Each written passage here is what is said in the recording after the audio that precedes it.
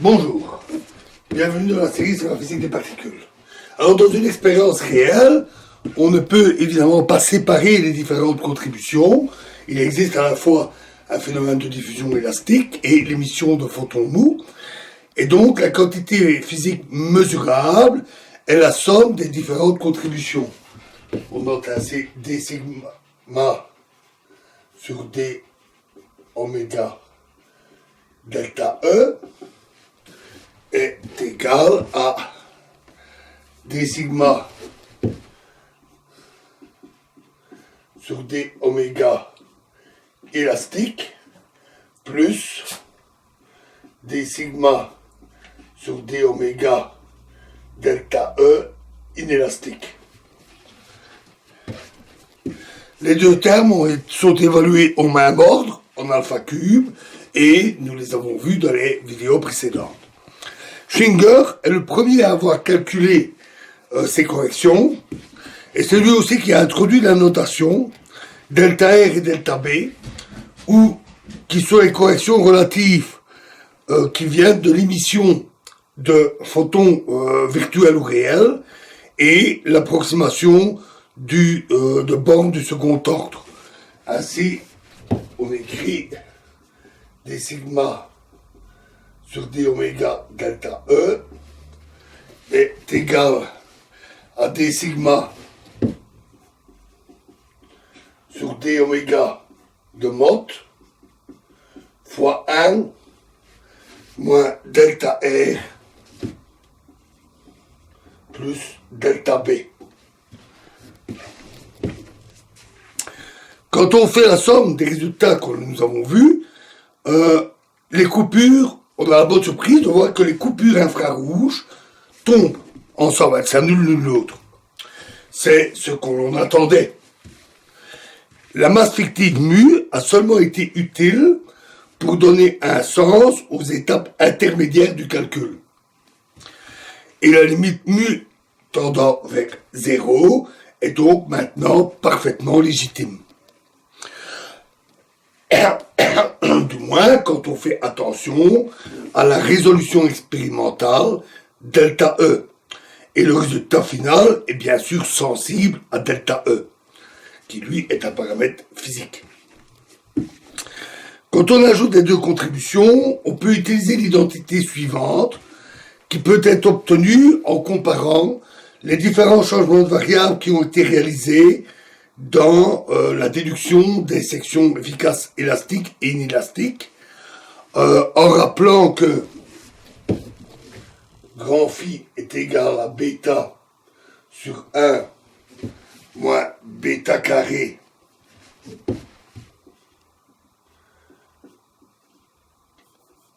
exposant 1 demi fois sinus θ demi.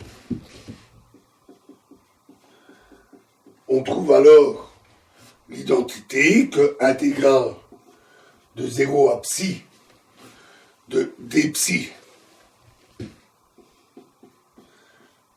tangente hyperbolique psi est égale à moins phi demi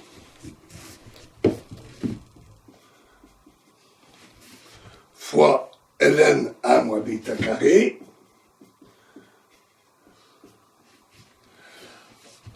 et c'est de 0 à phi, l'intégrale évidemment, pas de 0 à psi, puisque psi c'est la variable d'intégration, plus 1 moins bêta carré,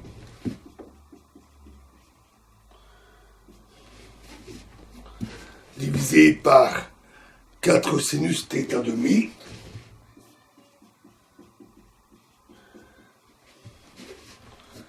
fois sinus hyperbolique de phi, fois l'intégrale de cos θ demi à 1 de d qui fois qui ln 1 moins bêta carré qui carré sur 1 moins bêta carré qui carré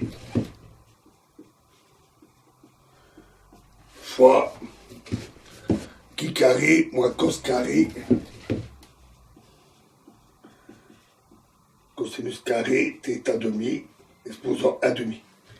Voilà, donc en utilisant cette identité, on fait facilement la somme des différentes contributions et on trouve que delta R, après le calcul reste quand même un peu lourd, 2 alpha sur pi, on va rappeler les expressions des sections efficaces n'étaient pas simples, 1 moins 2 phi cotangente hyperbolique de phi fois 1 plus ln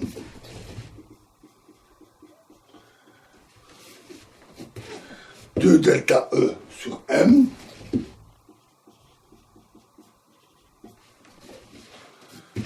plus phi fois tangente hyperbolique phi plus 1 moins phi tangente hyperbolique phi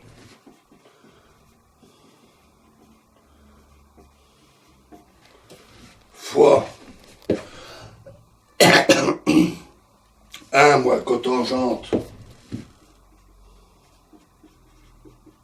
hyperbolique phi carré sur 3 moins 1 neuvième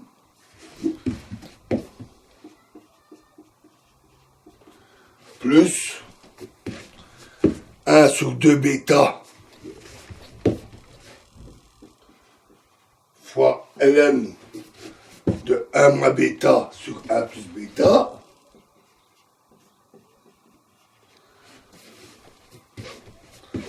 moins phi cotangente hyperbolique de phi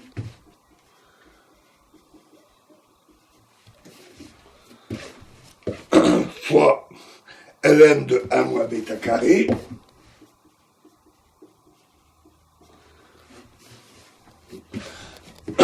plus bêta carré sinus carré θ demi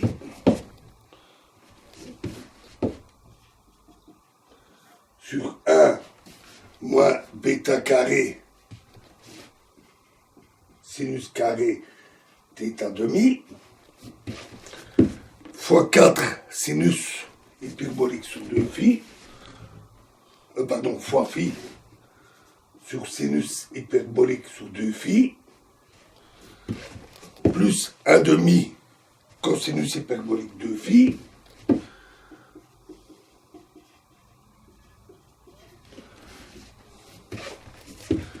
fois 1 moins bêta carré sur bêta sinus θ, pas bêta, c'est bêta sinus θ demi fois l'intégrale de cos θ demi à 1 de d qui fois 1 sur qui carré moins cos carré θ demi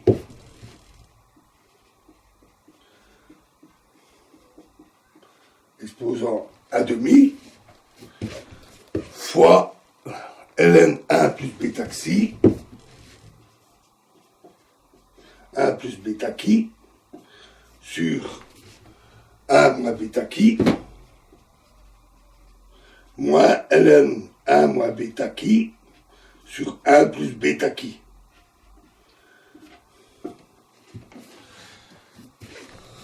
Et fermer la collade. Delta B, heureusement beaucoup plus simple, est 2 alpha pi,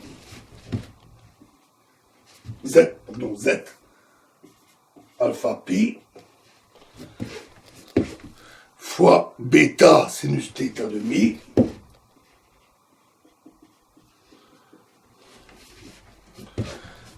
fois 1 moins sinus θ demi,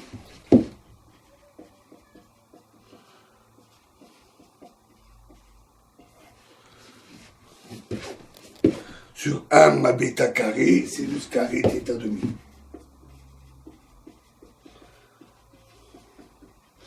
Alors évidemment, on ne calcule pas ces expressions à la main, c'est trop compliqué. On peut faire une investigation numérique, surtout qu'il y a une intégrale qui n'est pas analytiquement soluble. Donc par un peu de calcul numérique, on peut calculer les valeurs des corrections et on constate qu'elles sont pas du tout négligeables quand les énergies des électrons deviennent assez conséquentes. Donc au-delà d'un certain niveau, les corrections sont assez importantes. Pour aller au-delà de ce résultat, il est nécessaire d'inclure des termes d'ordre plus grand qui impliquent l'émission de plusieurs ou même d'une infinité de photons.